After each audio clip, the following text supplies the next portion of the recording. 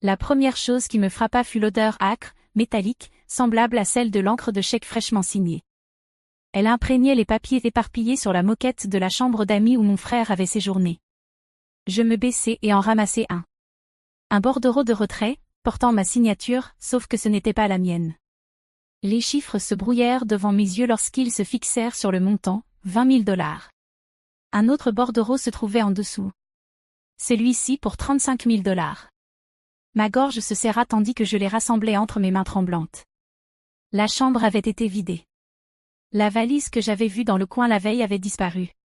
Les tiroirs béaient, les vêtements envolés. Même les cadres photos que j'avais laissés sur la commode, des clichés de nous enfants à Cannon Beach, nos parents souriant en arrière-plan, étaient vides. Leurs vitres reflétaient la lumière du matin, mais ne montraient plus rien derrière. Sur l'oreiller, je trouvai un mot griffonné de la main de mon frère. Les mots étaient précipités mais indéniables. Désolée, Selena. Cassandra dit que nous avons besoin d'un nouveau départ. Ne nous cherche pas. Je m'affalai sur le bord du lit, le matelas encore marqué par l'endroit où il avait dormi. Dorian avait 41 ans, pourtant il s'était volatilisé comme un adolescent fuyant après le couvre-feu. Sauf qu'il avait emporté bien plus que des heures volées, il avait pris presque tout. Je pressai les bordereaux falsifiés contre ma poitrine, tentant de calmer ma respiration. Ce n'était pas un simple larcin. C'était une trahison gravée de mon propre nom dans une encre que je n'avais jamais touchée. Du rez-de-chaussée monta un bruit de pas léger, rapide, trop léger pour être ceux d'un adulte. Mon fils Rowan était réveillé, et je savais que dans un instant il verrait le désastre laissé derrière. Maman? La voix de Rowan venait de l'encadrement de la porte. Fine mais posée, il se tenait là dans son t-shirt froissé, ses cheveux encore ébouriffés par le sommeil. Ses yeux parcoururent le désordre des papiers sur mes genoux et les tiroirs vides derrière moi. Qu'est-ce qui s'est passé? J'ouvris la bouche, mais les mots restèrent coincés. Comment dire à mon fils de 12 ans que son oncle avait tout volé? Je cherchais une réponse, mais Rowan entra dans la pièce avant que je ne parle. Il s'accroupit à côté de moi, examinant les bordereaux dans mes mains. Un instant, je me préparais aux larmes, à la panique. Mais à la place, une étrange sérénité se dessina sur son visage. Il sourit. Maman, ne t'inquiète pas. J'ai réglé ça. Je le fixai. Qu'est-ce que tu veux dire par régler? Rowan sortit un téléphone de sa poche, pas son vieux modèle rayé, mais un appareil noir et lisse que je ne reconnus pas. En quelques gestes, il me montra une photo de profil tirée d'une base de données que je n'avais jamais vue. Sous la photo, un nom, Catherine Voss. Mandat dans 3 États, accusation allant de fraude à agression. C'est Cassandra, dit Rowan d'un ton neutre. La copine de ton frère n'est pas celle qu'elle prétend être. Ma bouche s'assécha. Comment as-tu pu? Je l'ai surveillé, m'interrompit Rowan, d'une voix étrangement adulte. Il croyait que ses coups de fil nocturnes étaient secrets. J'ai traqué son téléphone. J'ai copié ses textos. Une fois que j'ai vu que son nom n'était pas réel, j'ai fouillé plus loin. Les registres publics sont publics, maman. Il suffit de savoir où chercher. Je m'agrippai au bord du lit pour me stabiliser. Mon fils, qui laissait encore traîner des Legos dans le salon, parlait comme un détective privé. Ses petits doigts faisaient défiler des documents, des rapports d'arrestation, des adresses. Il leva les yeux vers moi avec une certitude que je n'osais affronter. Tout est réglé. Oncle Dorian n'est pas aussi malin qu'il croit. Un soulagement traversa mon corps, entremêlé d'un malaise profond. Avant que je ne trouve une réponse, un coup sec retentit à la porte d'entrée. Le coup résonna à nouveau, plus ferme cette fois. Je me forçai à descendre, Rowan sur mes talons. À travers la vitre, j'aperçus 2 officiers sur le perron, leur uniforme net se détachant dans la grisaille du matin à Portland. Madame Marlowe, demanda le plus grand lorsque j'ouvris la porte. Sa voix était professionnelle, mais pas dure. Je suis l'inspecteur Alverson. Voici l'agent Diaz. Pouvons-nous entrer? Mon estomac se noua. Je m'écartai, les guidant vers le salon. Rowan s'installa dans le fauteuil, ses petites mains soigneusement croisées sur ses genoux. Alverson sortit un dossier de sous son bras et l'ouvrit sur la table basse. Nous avons reçu un tuyau tôt ce matin. Votre frère, Dorian Marlowe, a été appréhendé dans une station-service sur Ellie 5, à environ 60 km au sud. Il était avec une femme identifiée comme Catherine Voss. Le nom tomba comme une pierre. Je jetai un regard à Rowan, dont l'expression ne changea pas. Diaz fit glisser des photos vers moi, des images de surveillance granuleuse montrant Dorian retirant de l'argent au distributeur, Catherine à ses côtés. Des relevés bancaires avec ma signature falsifiée. Des transcriptions de textos planifiant leur fuite. L'épreuve était accablante. Je portais une main à ma bouche. Oh mon Dieu, murmurai-je, des mots sincères dans leur choc, sinon dans leur surprise. Alverson adoucit son ton. Les fonds ont été récupérés. Nous aurons besoin que vous confirmiez que les retraits n'étaient pas autorisés, mais il semble que vous récupérerez la plupart de votre argent. Je hochai vite la tête, feignant d'examiner les documents tandis que mon esprit s'emballait. Le tuyau dont il parlait, il n'était pas anonyme du tout. C'était Rowan. Mon fils de 12 ans avait fourni aux autorités tout ce dont elles avaient besoin. Je forçai ma voix à rester ferme. Je ne savais pas qu'il était capable de ça. Je n'aurais jamais imaginé. Nous comprenons, dit Alverson en refermant le dossier. Quelqu'un veillait sur vous. Rowan bougea légèrement dans son fauteuil, l'ombre d'un sourire effleurant ses lèvres. Avant que je ne puisse réagir, le téléphone posé sur la table basse sonna, son ton strident tranchant le silence. La sonnerie stridente du téléphone venait à peine de s'éteindre quand je décrochai, la main tremblante. Allô ? Un souffle de parasite. Puis la voix de Dorian, brute et désespérée. Selena, c'est moi. Raccroche pas, je t'en supplie. J'avalai difficilement ma salive. Où es-tu ? À la prison du comté. Ils nous ont tués, Catherine et moi. Mais écoute, ce n'était pas un hasard. Quelqu'un m'a piégé. Quelqu'un de proche. Il savait tout notre itinéraire, les retraits, même le téléphone jetable. Qui d'autre aurait pu savoir ça ? Qui ? Je fermai les yeux, fixant le dossier de preuves encore posé sur la table basse. Mon fils était assis à quelques pas, silencieux comme une ombre, son regard rivé sur moi. Dorian, soufflai-je, tu as fait tes choix. Tu as signé à mon nom. Tu m'as volé. J'allais te rembourser, dit-il précipitamment, trébuchant sur ses mots. Elle m'a dit que c'était un investissement. Une chance de tout arranger enfin. Mais quelqu'un voulait ma chute.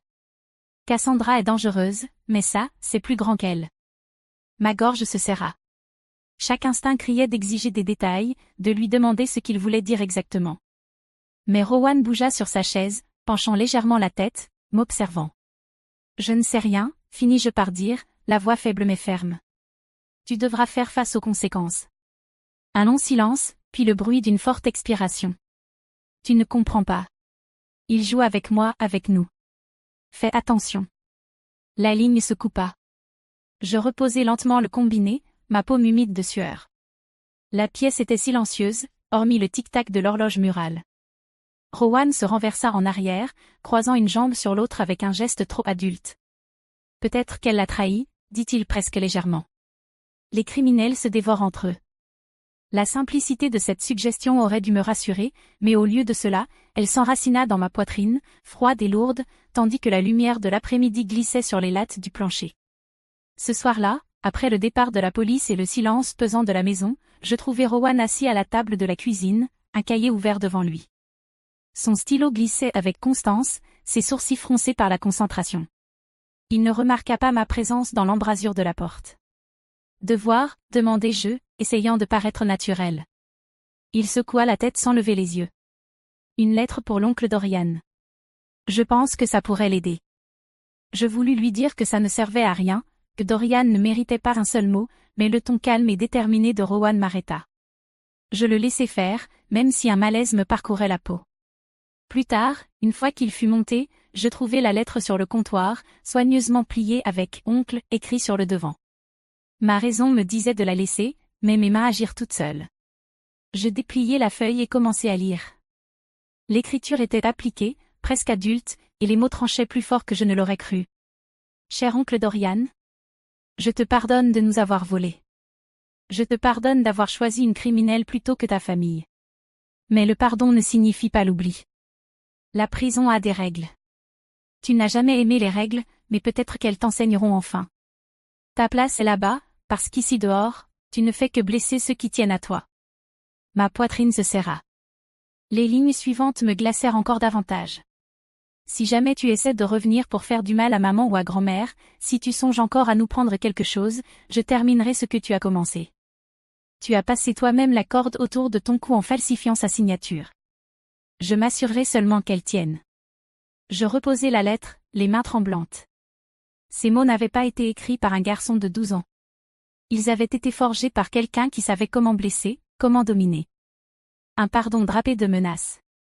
Une clémence aiguisée en lame. L'effroi et l'admiration luttaient en moi. C'était mon fils, mon doux garçon, qui demandait encore une couverture supplémentaire la nuit. Et pourtant, il façonnait là des phrases comme un homme ayant étudié la cruauté. Je repliai la feuille, la remis à sa place et m'appuyai sur le comptoir pour retrouver mon équilibre. À l'étage, j'entendis la porte de Rowan se fermer. Et dans le silence qui suivit, un nouveau coup résonna à la porte d'entrée, plus lourd que le précédent. L'écho retentissait encore quand je glissai la lettre de Rowan sur le comptoir. Je sursautai, agrippant le bord de l'évier pour me stabiliser. Quand j'ouvris la porte, une femme en blazer bleu marine se présenta avec une efficacité sèche. Jennifer Walsh, service de protection de l'enfance. Puis-je entrer?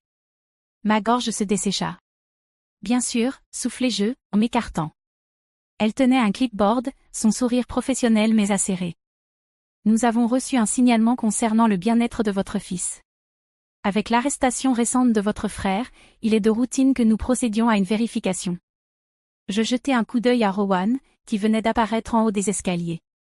Il descendit lentement, toujours aussi poli, et tendit la main avec un aplomb qui le faisait paraître bien plus âgé. « Bonjour, madame. » Jennifer sembla impressionnée. Poli, en plus. C'est agréable à voir. Elle demanda à voir sa chambre. J'eus un moment d'appréhension, mais Rowan ouvrit la porte avec un geste presque théâtral. Tout était impeccable, lit fait, livres rangés par matière, vêtements pliés dans les tiroirs.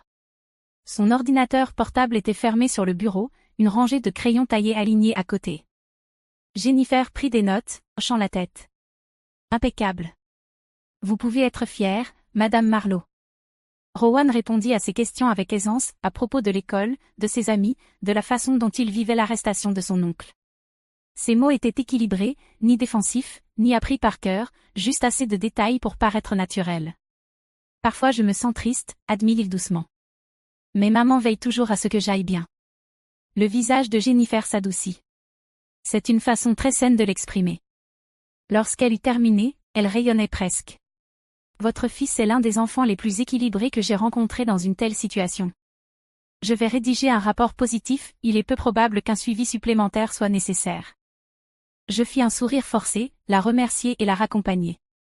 Dès que la porte se referma, Rowan se tourna vers moi avec un petit sourire satisfait. Facile, dit-il, se dirigeant vers la cuisine comme si de rien n'était. Je restai figé dans le couloir, le cœur battant à tout rompre, l'écho des éloges de Jennifer résonnant encore dans mes oreilles. De l'extérieur, le monde voyait la perfection. À l'intérieur, je sentais le doute s'enraciner, et il devint plus fort lorsque le téléphone sonna à nouveau, affichant le numéro de la prison du comté sur l'écran. Le téléphone sonna juste après minuit, sa tonalité perçante transperçant le silence de la maison. Je le cherchais sur la table de chevet, et une voix sèche à l'autre bout m'annonça que mon frère avait été transporté en urgence de la prison à l'hôpital. À mon arrivée, les néons semblaient plus durs que d'habitude, bourdonnant au-dessus du couloir stérile. Une infirmière me conduisit à sa chambre. Dorian était allongé sur le lit, la peau pâle, les ecchymoses sur son cou sombre et ouverte. Pendant un instant, je ne vis que le garçon qu'il avait été, imprudent mais riant, toujours à me tirer dans les ennuis.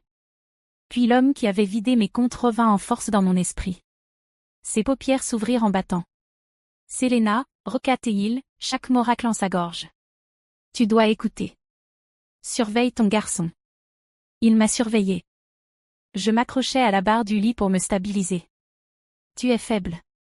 Tu dois te reposer. Non, murmura-t-il avec force. Rowan, il savait tout avant même que j'agisse. Il savait. Cassandra dit qu'il lui a donné des frissons, comme s'il pouvait la voir à travers. La porte grinça, et notre mère Martha entra en hâte. Elle serrait son sac contre sa poitrine comme une armure, les yeux déjà brillants de larmes. Elle alla directement au chevet de Dorian, lissant ses cheveux de main tremblante. « Ne commence pas avec ça, dit-elle sèchement. Tu nous as trahis, Dorian. Ne mêle pas Rowan à ta culpabilité. C'est un bon garçon. La seule chose bien qui reste. » Le regard de Dorian se fixa sur le mien, désespéré et suppliant. S'il te plaît, surveille le juste. Je hochai légèrement la tête, bien que ma gorge se serrait de mots que je ne pouvais prononcer. Martha me tira doucement par le bras. Allons-y. Il a besoin de sommeil, pas de mensonges. Nous sortîmes dans l'air nocturne, mais la voix de Dorian s'accrocha à moi, faible et brisée, surveille ton garçon. Elle résonna jusqu'au retour à la maison, plus forte que le bourdonnement des pneus sur la route vide, et me suivit alors que je déverrouillais la porte d'entrée, la maison m'attendant dans le silence. De retour de l'hôpital, la maison était silencieuse, mais mes nerfs étaient à vif. Je n'avais même pas enlevé mon manteau que le téléphone sonna à nouveau. Le numéro m'était inconnu, mais quelque chose en moi savait avant que je ne décroche. C'est Lena. Une voix de femme siffla, aiguë et venimeuse. C'est Catherine. Ou devrais-je dire Catherine Voss. Tu te crois maligne, n'est-ce pas? Je sais qui a informé la police. Ce n'était pas de la chance. Et si tu ne veux pas que je dise la vérité à ton frère, tu ferais mieux d'eux.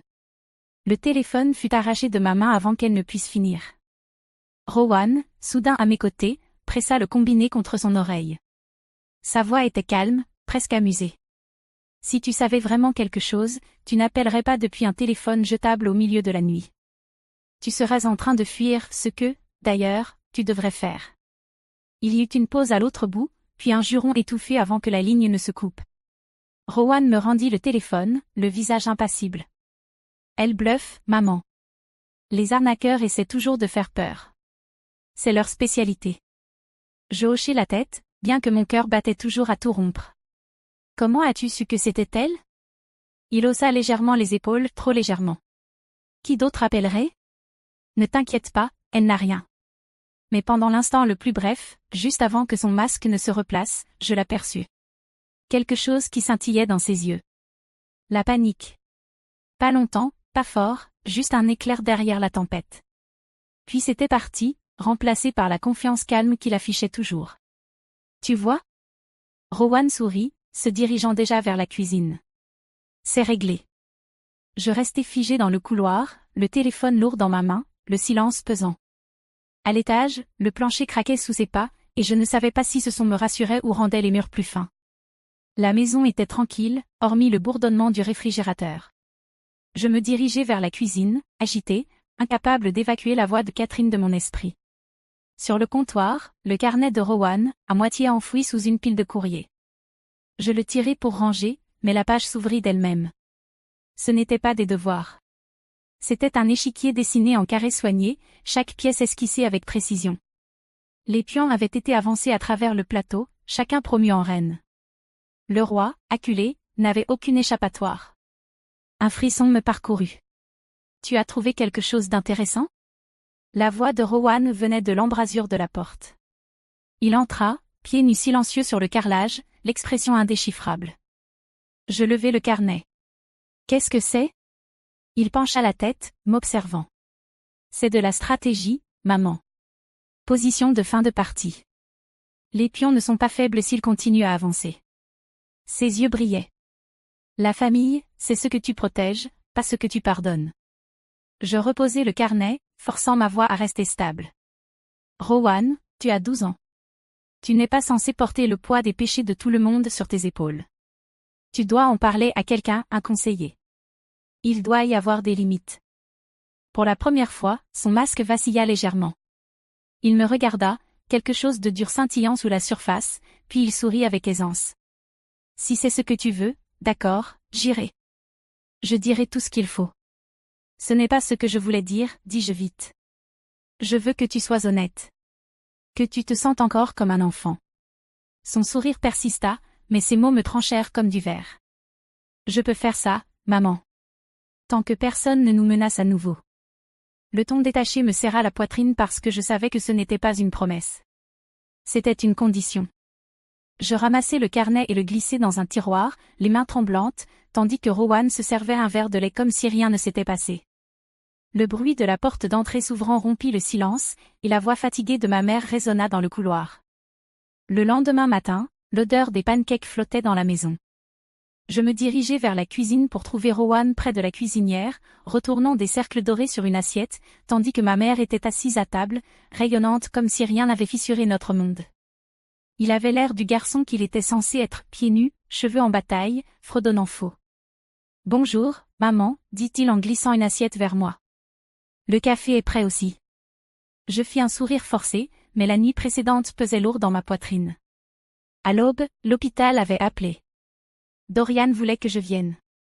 Sa voix brisée, suppliante, dit la vérité sur Rowan.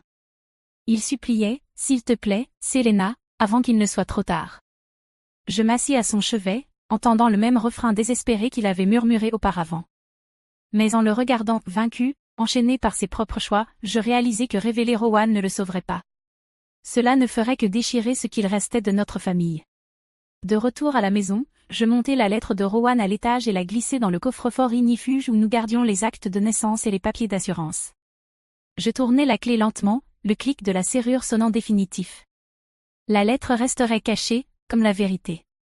Quand je retournai à la cuisine, Rowan était déjà assis, passant le sirop à grand-mère avec un sourire poli. Ses yeux croisèrent les miens, calmes et impassibles. Puis il sourit, large, innocent, le portrait de n'importe quel garçon de 12 ans.